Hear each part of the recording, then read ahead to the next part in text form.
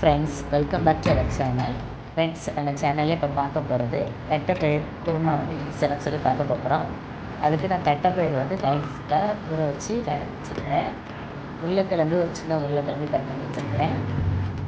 2 வெங்காயம் சின்னதாக நறுக்கி வச்சுருக்கேன். கேரட்டு, தக்காளி, கருவேப்பிலை, பச்சை மிளகாய். அப்புறம் வந்து நம்ம வந்து தேங்காயும் நான் வந்து ஒரு சின்ன தேங்காய், அப்புறம் 2 முந்திரி பருப்பு, ஒரு கசகசாய் போட்டு நம்ம வந்து நல்லா பேஸ்ட் பண்ணி எடுத்து வச்சுருக்கோம். ஃப்ரெண்ட்ஸ், நம்ம சேனலை ஃபஸ்ட் டைம் பார்க்குறவங்க மறக்காமல் சப்ஸ்கிரைப் பண்ணுங்கள். வாங்க ஃப்ரெண்ட்ஸ், எப்படி செய்யலாம்னு சொல்லி பார்க்கலாம். குருமா வந்து நான் வந்து குக்கர்லேயே செய்ய போகிறேன். அதனால் ஒரு சின்ன குக்கரில் நான் வந்து எண்ணெய் ஊற்றிடுவேன்.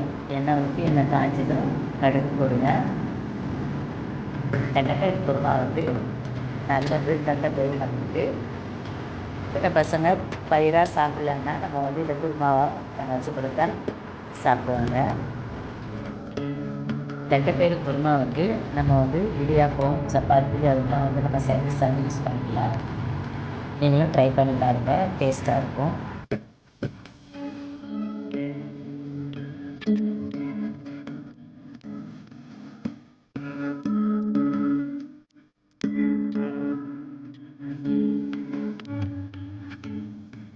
கடுகு பொரிஞ்சதும் நம்ம வந்து பெரிய வெங்காயம் கட் பண்ணி வச்சுருக்கோம்ல சின்னதாக, அதை வந்து நம்ம போட்டு அரைக்கணும்.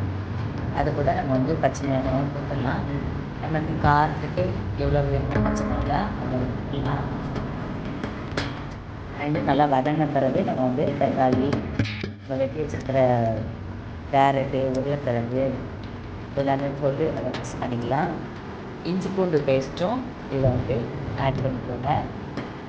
நான் வந்து அதில் சொல்லுவேன், இஞ்சி பூண்டு பேஸ்ட்டு ஆட் பண்ணிக்கோங்க.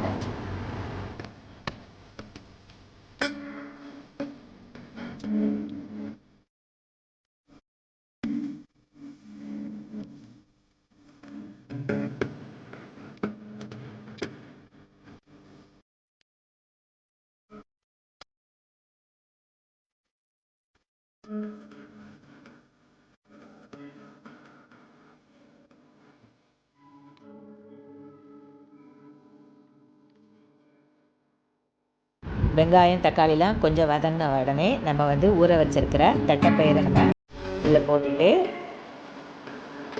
அதோட கிண்டிட்டு நம்ம வந்து மஞ்சள் தூள், கரம் மசால் தூள் போடணும். தேவையான அளவு உப்பு போடணும்.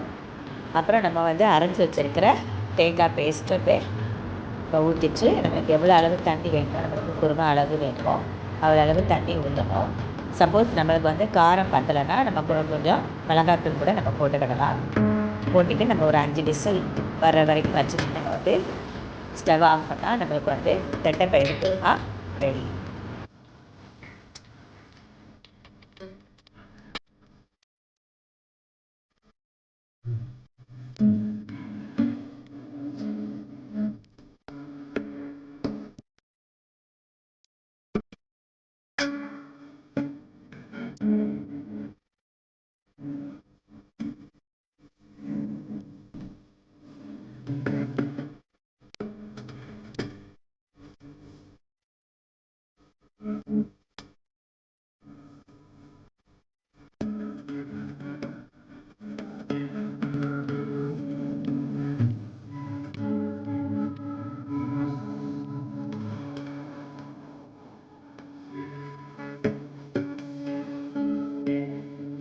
வந்து குருமா ரெடி ஆகிடுச்சு.